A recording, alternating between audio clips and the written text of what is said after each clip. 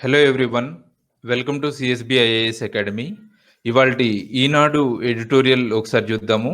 ఇవాల్టి ఈనాడు ఎడిటోరియల్ దేనికి సంబంధించింది అంటే, భారత్ రాబోయే కాలంలో భారత్‌లో మెరుగైన ఉపాధి అవకాశాలు కలగాలన్నా, అట్లాగే తయారీ రంగంలో చైనాకి ప్రత్యామ్నాయంగా ఎదగాలన్నా, దాంతో పాటు కరోనా కారణంగా దెబ్బతిన్నటువంటి ఆర్థిక వ్యవస్థ తిరిగి పుంజుకోవాలన్నా, భారత్‌లో ఉన్నటువంటి వర్క్ ఫోర్స్‌కి, శ్రామిక శక్తికి స్కిల్ డెవలప్‌మెంట్ అవసరము అని జెప్తూ రాసినటువంటి ఎడిటోరియల్ ఇది.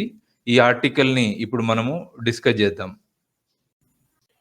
ఈ ఆర్టికల్‌లో మెన్షన్ చేసిందేంటి అంటే, భారత్‌లో ఉన్నటువంటి శ్రామిక శక్తి వర్క్ ఫోర్స్‌కి నైపుణ్యాల కొరత ఉంది. దీనికి కారణం ఏంటి అంటే, గడిచిన దశాబ్దాలలో భారత్‌లో మానవ వనరుల అభివృద్ధి అంటే హ్యూమన్ రిసోర్స్ డెవలప్‌మెంట్ పైన ఎక్కువగా దృష్టి పెట్టలేదు. భారతీయుల కార్మికుల ఉత్పాదక శక్తి అంటే ప్రొడక్టివిటీతో పోల్చినప్పుడు తైవాన్, అమెరికా, సింగపూర్ చాలా మెరుగ్గా ఉన్నాయి అని ఈ ఆర్టికల్‌లో మెన్షన్ చేశారు. అట్లాగే దక్షిణ కొరియాలో చూసినప్పుడు పారిశ్రామిక, సేవా రంగాలలో గణనీయమైన వృద్ధి సాధించడానికి కారణం అక్కడ వృత్తి నైపుణ్యాలు కలిగినటువంటి శ్రామిక శక్తిని ఆ దేశం కలిగి ఉండడమే అని ఈ ఆర్టికల్‌లో మెన్షన్ చేశారు. సో, పని నైపుణ్యాలు వర్క్ స్కిల్స్ పరంగా చూసినప్పుడు మొత్తం వర్క్ ఫోర్స్‌లో శ్రామిక శక్తిలో అమెరికాలో 52%, యూకేలో 68%, జర్మనీలో 75%, జపాన్‌లో 80%, అట్లాగే దక్షిణ కొరియాలో 96% ఆఫ్ వర్క్ ఫోర్స్‌కి ప్రాపర్ స్కిల్స్ ఉన్నాయి. కానీ భారత్‌లో చూస్తే అది కేవలం 5% గానే ఉంది అని మెన్షన్ చేశారు. మరోవైపు ఉపాధి అవకాశాల పరంగా చూస్తే భారత ప్రభుత్వం యొక్క అంచనాల ప్రకారము 2022 నాటికి చిల్లర వర్తకము అంటే రిటైల్ ట్రేడ్‌లో ఒక 5,00,00,000 మందికి ఉపాధి కలిగే అవకాశం ఉంది. అట్లాగే ఆరోగ్య రంగంలో 1,50,00,000 మందికి, టెలికాం సెక్టార్‌లో 20,00,000 మందికి పైగా ఉద్యోగ అవకాశాలు లభిస్తాయని ప్రభుత్వం అంచనాలున్నాయి. దాంతో పాటు సాఫ్ట్‌వేర్‌కి సంబంధించిన పాలిసీస్‌లో గానివ్వండి, ఎలక్ట్రానిక్ ప్రొడక్ట్స్‌కి సంబంధించినటువంటి పాలిసీస్‌లో గానివ్వండి, చాలా భారీ స్థాయిలో ఉపాధి ఎంప్లాయ్‌మెంట్ దొరుకుతుందని అంచనా వేసింది భారత ప్రభుత్వము. కానీ స్కిల్స్ పరంగా చూసినప్పుడు మనం చాలా వెనుకబడి ఉన్నాము.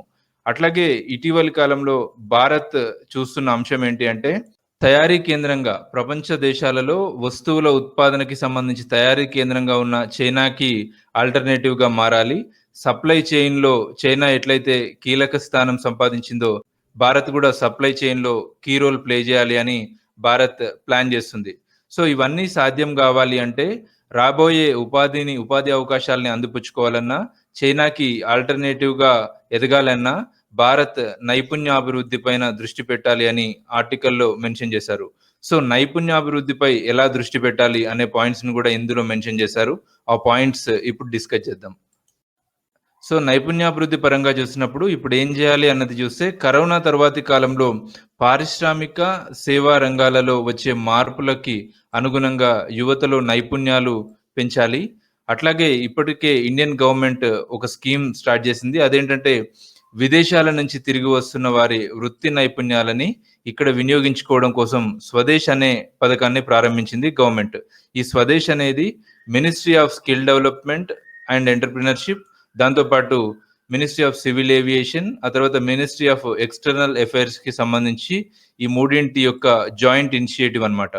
సో, ఇందులో భాగంగా అబ్రాడ్ నుంచి ఎవరైతే తిరిగొచ్చారో వారి డీటెయిల్స్‌తో, వాళ్ళకున్నటువంటి స్కిల్స్‌కి సంబంధించినటువంటి డీటెయిల్స్‌తో గవర్నమెంట్ ఒక డేటాబేస్ తయారు చేసింది. ఆ డేటాబేస్‌ని కంపెనీలకు అందించడం వల్ల వీరికి ప్లేస్‌మెంట్ కల్పించడం కోసం ప్లాన్ చేస్తుంది ఇండియన్ గవర్నమెంట్.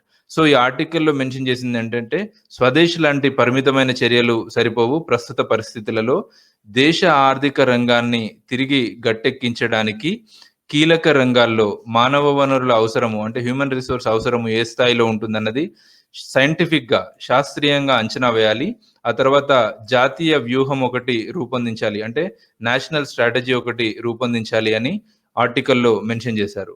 సో, మనం ఇప్పటికే స్కిల్ ఇండియా లాంటి పథకం కోసము దాదాపు 5,900,00,00,000 ఖర్చు చేసి 68,00,000 మందికి శిక్షణ ఇస్తే, అందులో కేవలం 28% మందికి మాత్రమే ఉపాధి దొరికింది. అంటే ఈ స్కీమ్ అంతగా సక్సెస్ కాలేదు.